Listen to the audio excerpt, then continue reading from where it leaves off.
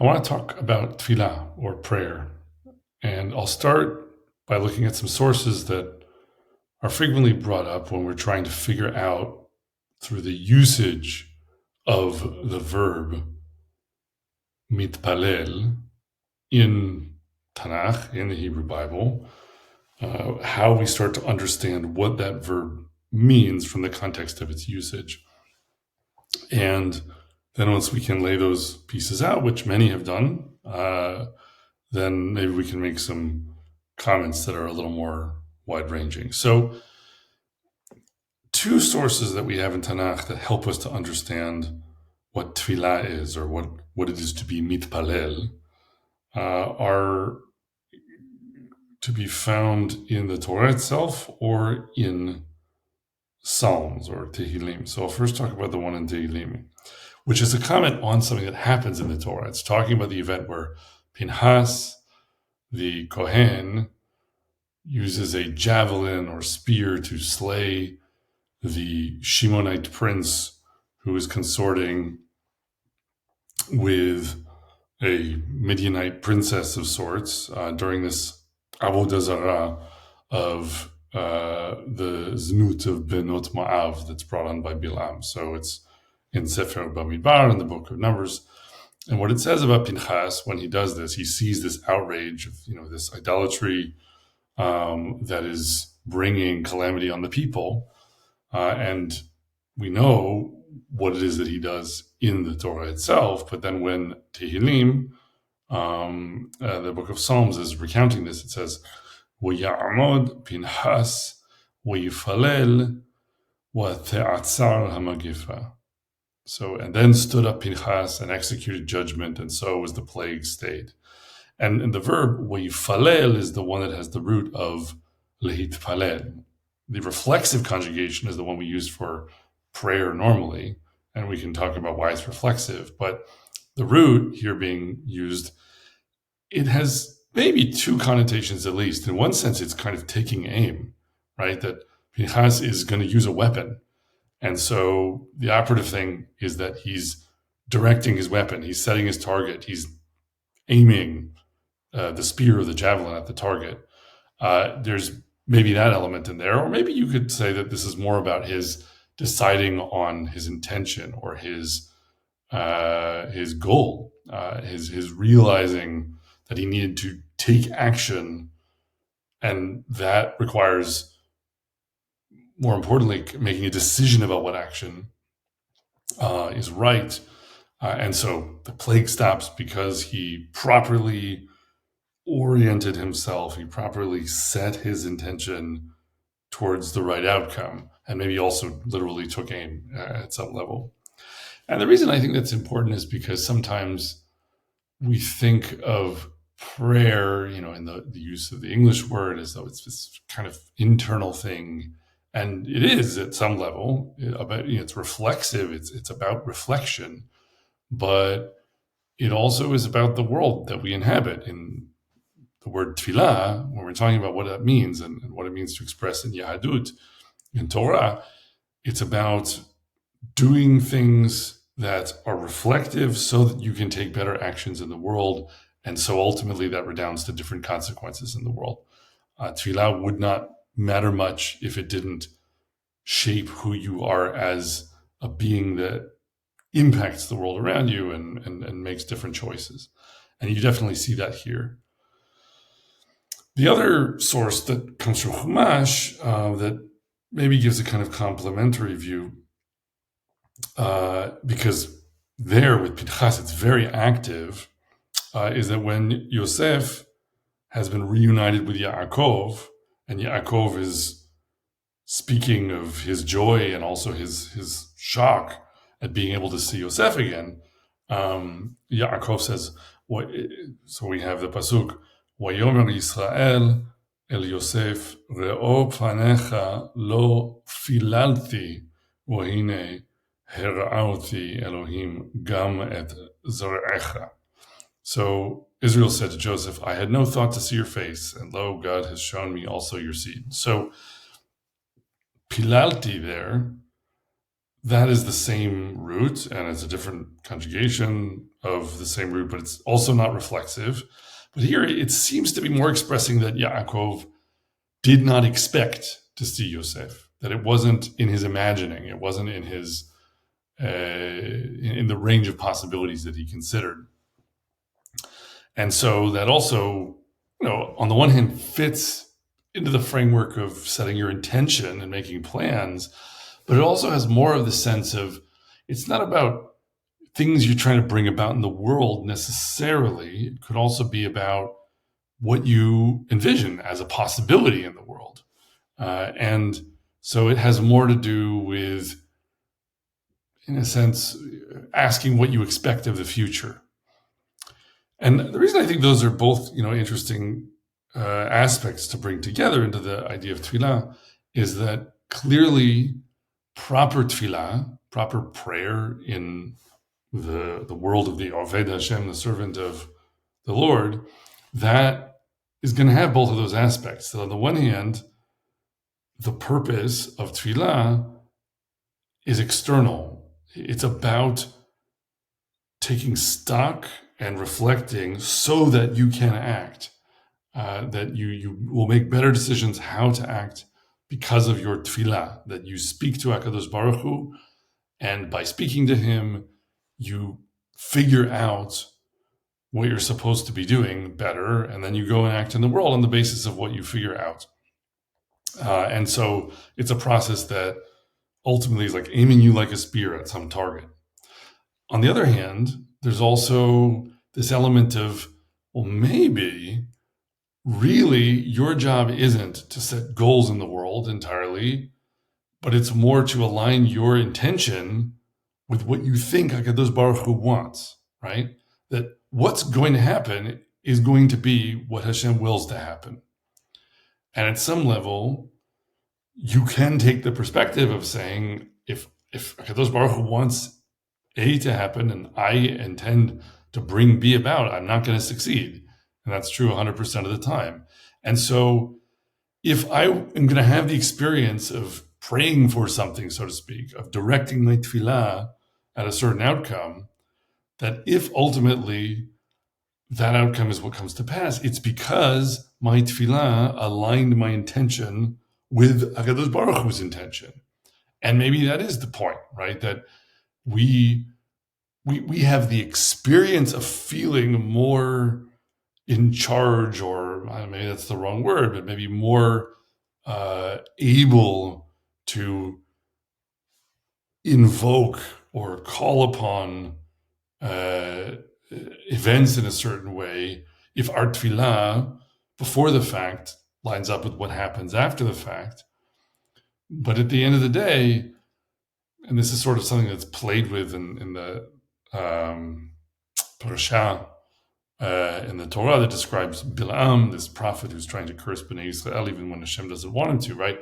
You're not going to beat HaKadosh Baruch Hu, you're not going to defeat him if ultimately you haven't aligned your will with his. You haven't figured out what you should be wanting. You haven't understood him and gained greater knowledge of him in the way that would enable you to intend and desire that which he intends and desires.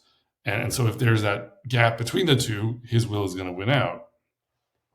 So I think, though, the moment you say what I just said, you also have to put an asterisk on that, which is that Kadosh Baruch Hu doesn't want us to be self-annihilating, right? Like a simple version of what I just said is, oh, well, Hashem has his will, and that's the one that's always going to win. And really what we need to do is only have the attitude that my will is nothing and doesn't matter.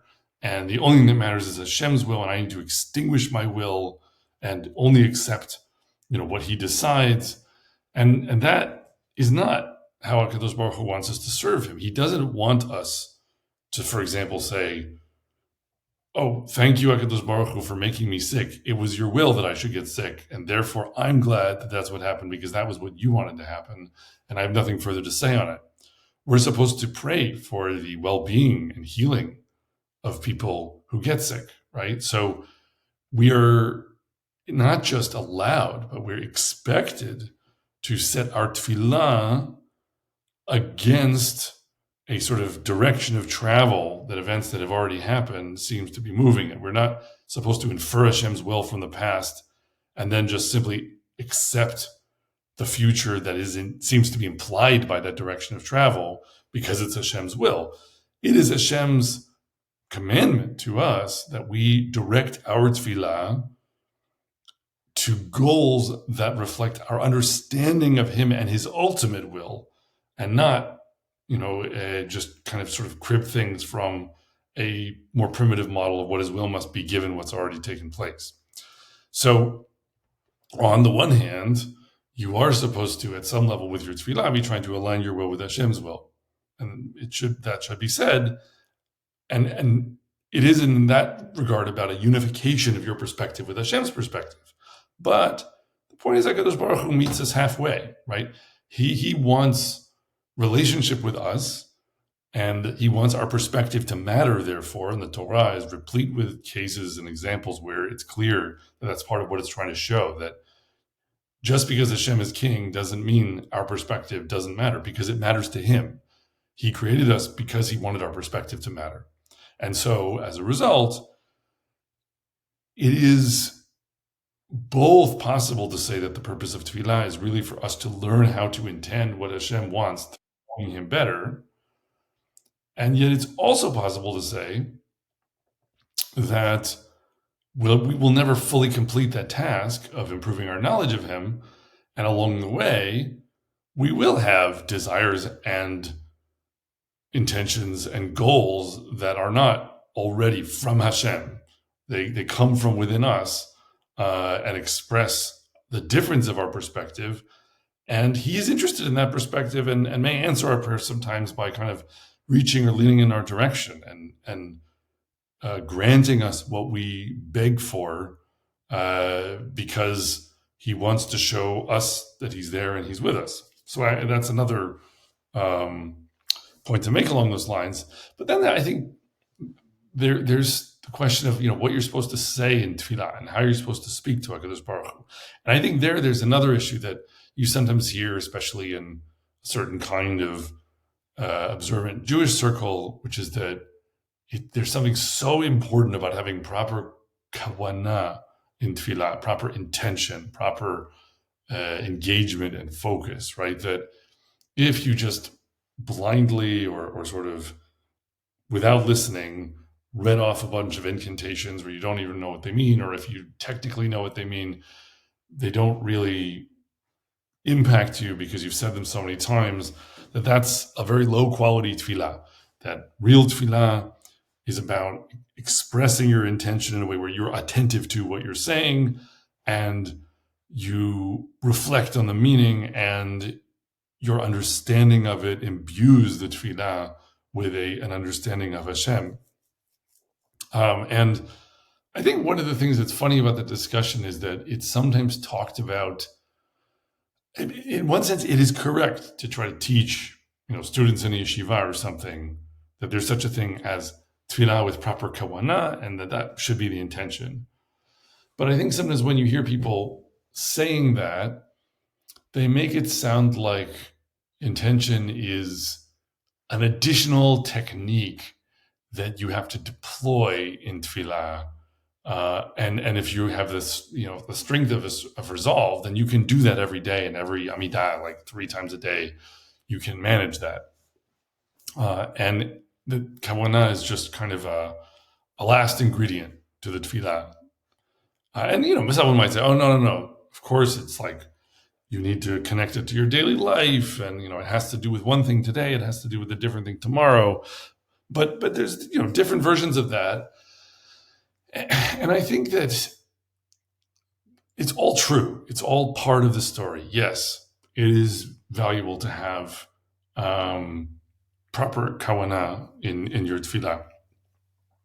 But I think that saying that in a way that's too facile, it ignores the fact that there's something a little too pat or simple about the idea that if you find that your tefillah is kind of monotonous and repetitive because you're saying the same things 3 times a day, that's just because you haven't trained your intention muscle enough. You don't have enough kavanah, but you will if you intend to have enough and you put effort into that. That's all part of the story. It's all true. It's all one aspect. But I think that there's at least one other that has to be drawn out in saying, what is the point of making us say the same words over and over again, right? 3 times a day. You repeat the same things, and then you're doing that over and over and over again, day by day.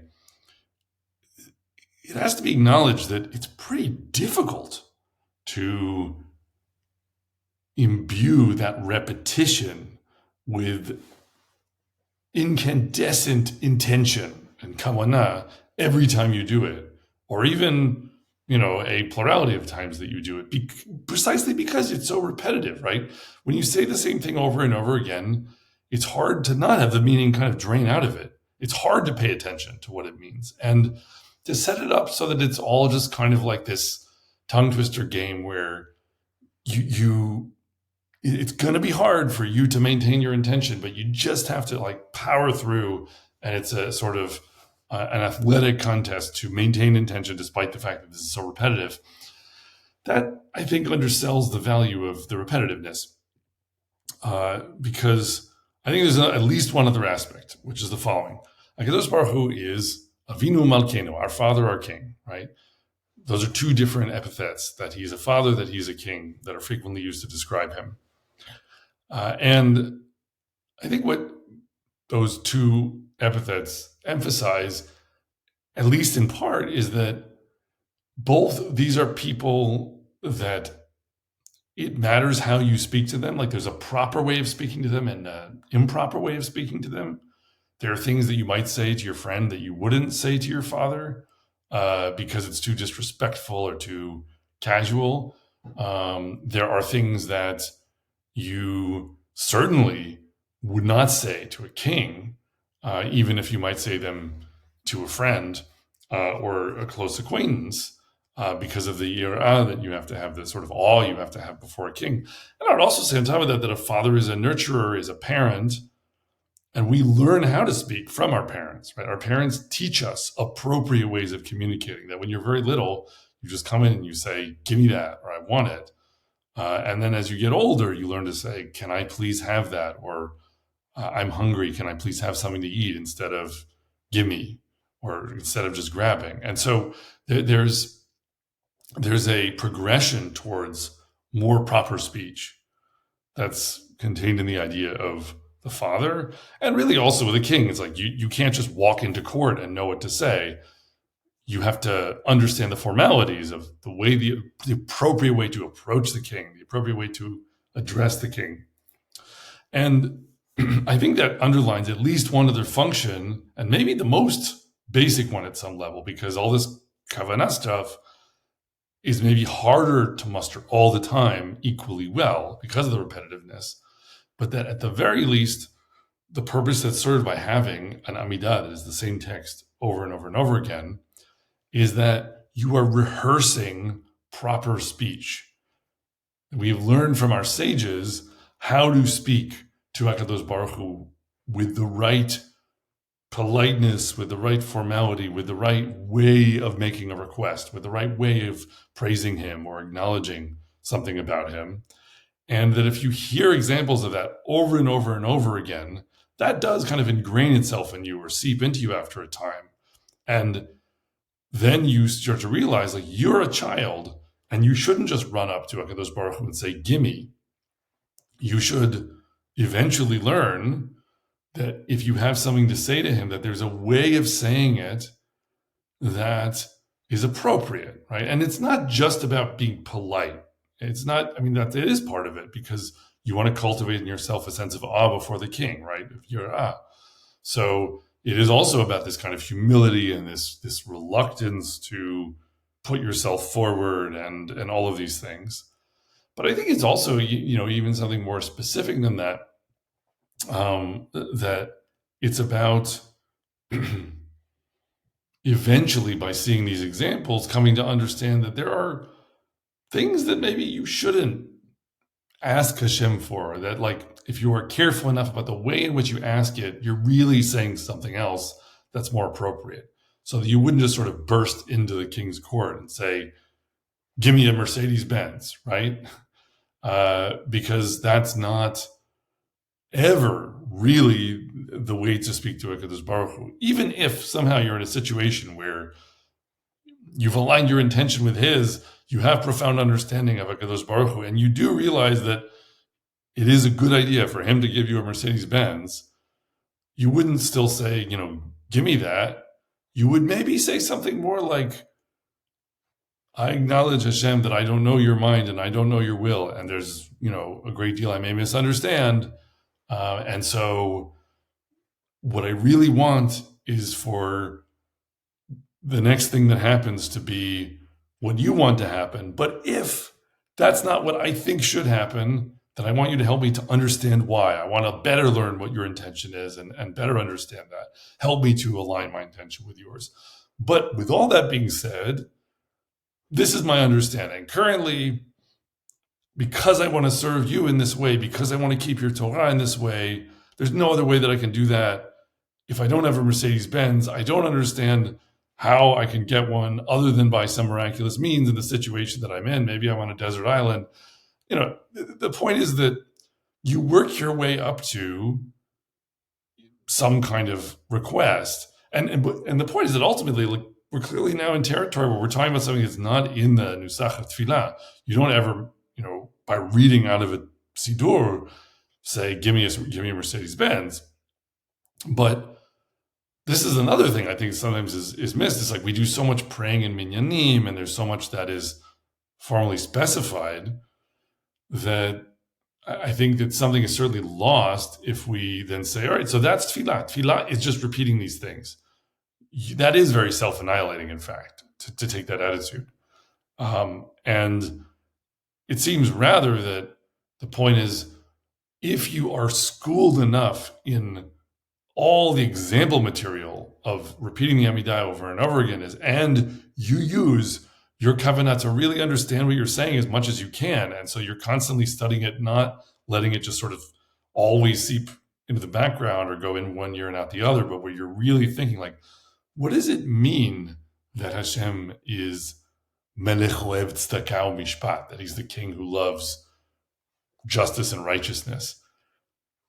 And if you are reflecting on that meaning, and it is seeping into you over time, then you are more skilled and more prepared to make appropriate supplications to Hashem, to praise Hashem appropriately, where your experience with the study of example text puts you in a better position to address yourself to Hashem in a way where he's really going to be properly respected and properly held up above all other standards.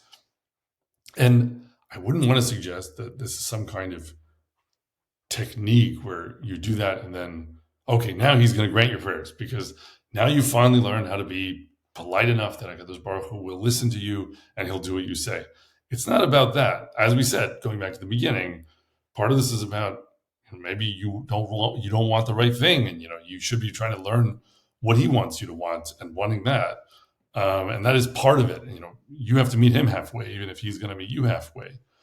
But I do think there is a bit of an element of, because of this issue of aligning your intention with his, the technique for aligning your intention with his isn't entirely about the proper speech aspect. It's also obviously about thinking about the events and what's going on in the world and what they mean, and trying to, understand from the Torah what Hashem wants. But it is partly about the proper speech, because the proper speech guides you to that understanding, in fact.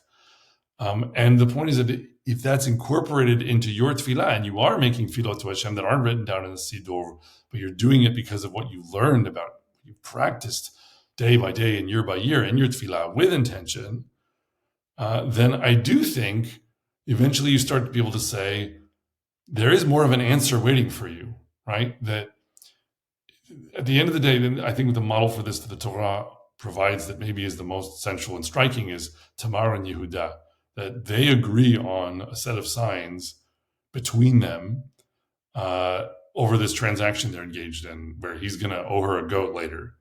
And then she presents him with the signs later, and he recognizes the signs and he knows what they mean because they've come back to him. We put things out there in our speech to HaKadosh Baruch Hu, and then through the world that he creates before our very eyes, those signs come back to us and we can understand them and see meaning in them. But the point is we prepared the ground for them to have meaning with our speech, right? That we correlated our tefillah, our prayer with our actions. And then what happens afterwards has a much greater potential to mean something that we recognize because of that kind of password nature of things, where there's a sort of agreed upon framework of meaning before the fact. And I think that's useful also because I think sometimes we have a tendency to think of tefillah kind of like sorcery, where it's like, I want to utter some words and then get the thing that I want because the words invoke some power that can give me what I want.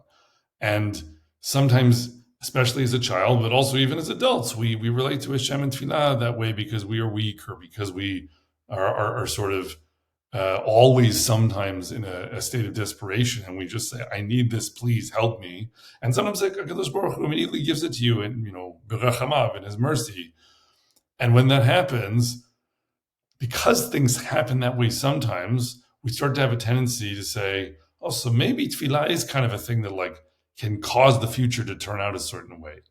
Now, there are, I think, legion epistemological problems with saying that tefillah caused an outcome because you never get to see the counterfactual world in which you didn't make the tefillah that way and then something different happened. So there's no science to be made of do prayers come true, like does making a prayer produce an outcome. In fact, another aspect of this, one would, I think, can pretty easily reason is that HaKadosh Baruch Hu would not want tefillah to be sorcery. And if it's not, then that means if you ever try to make a scientific experiment where you try to test the objective power of tefillah to bring anything about, you will find the experiment shows you that it doesn't work because HaKadosh Baruch Hu will not jump for you when you put him in a box. If you start to make a scientific study of him, then he will ignore you because he's not interested in playing games that you've made up. But I think that rather than thinking about causing events in the world to happen like billiard balls bouncing around because of spiritual physics that prayer can address itself to, and sort of a dualistic, flawed view that imagines that tefillah is like a way for us to reach into a spiritual world and set things in motion, like very problematic kind of Kabbalistic way of thinking that sounds much more like paganism in some ways. I think the thing to say instead is that what tefillah clearly can cause, and we already kind of referred to this, is it can cause meaning in the future. And really that's not causation. It's something else than causation. It's not billiard balls. But that what tefillah partly is for is to establish a continuous thread of meaning that runs from your past through your present into your future, and then kind of back to your past through reflection, so that you have the ability to recognize more meaning in what does happen because you have established that framework through your speech and through your tefillah. So that's not a way of determining the outcome of the future or causing one thing to happen in the future instead of another. But I think the point is that the moment we start talking about meaning as a fact about the future, it's more subjective and more tied up in perspective. And as a result, there's no way of really making a science out of whether indeed it's possible for prayer to cause meaningful events to happen in the future. But I think rather what you can say is that the potential for meaning in your future is very limited or zilch without proper tefillah, and that it is vastly expanded by proper tefillah because you're speaking to HaKadosh Baruch Hu, who's going to be creating the world before your eyes, is establishing a kind of set of passwords that he will share with you such that he can now show you what comes next in a language that you understand and that can have meaning to you.